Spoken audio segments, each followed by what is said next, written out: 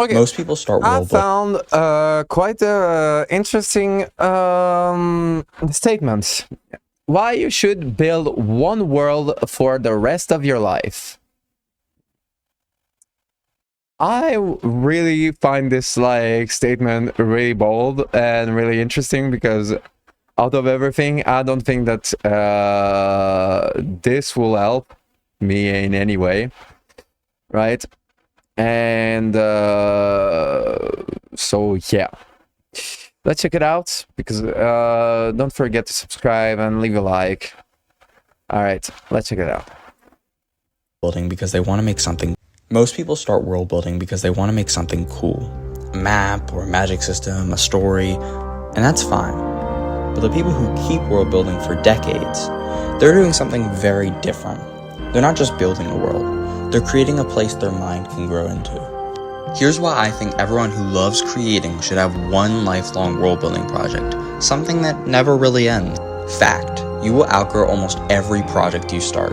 Your skills change, your values change, your questions change. Most projects break when this happens. A world doesn't. At first, you build geography, cultures, and politics. And then you start asking uncomfortable questions. Why do systems last even when they're unfair? Why do powers centralize? Why do people defend things that hurt them? The same world keeps working because you changed, not it. A lifelong world is a container for your growth. Thinking. World building trains a skill most people never practice, systems thinking. You stop asking, what would be cool, and start asking, what would inevitably happen? If this exists, what breaks? If this breaks, who benefits? If they benefit, what do they lie about? That way of thinking doesn't stay in fiction. It leaks into research, strategy, writing, leadership, problem solving. You're not just escaping reality, you're practicing understanding it by building a world. If you work on a world long enough, something strange happens. It becomes a record of who you used to be.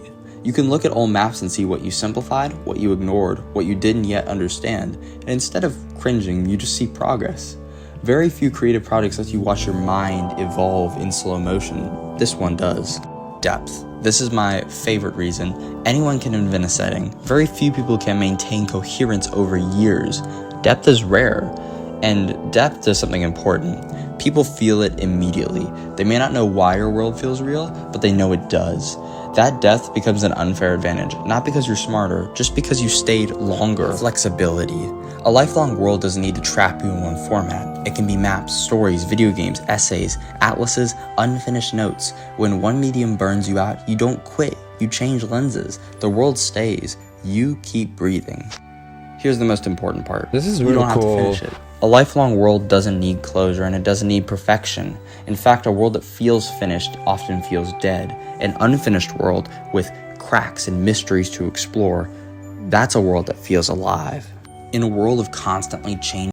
Interestingly enough, even for the writer, now that I think of it, because like when you have enough like says like not say assets, right? And when your world is like rich enough and you have enough like challenges and basically like stuff that you need to improve or stuff like that, actually it becomes like, you know, like these games that are like kind of mysterious because they have like so many secrets to them or like so many like unfinished storylines and stuff like that. Well, it becomes yours and you are the creator and you are the one like choosing, right?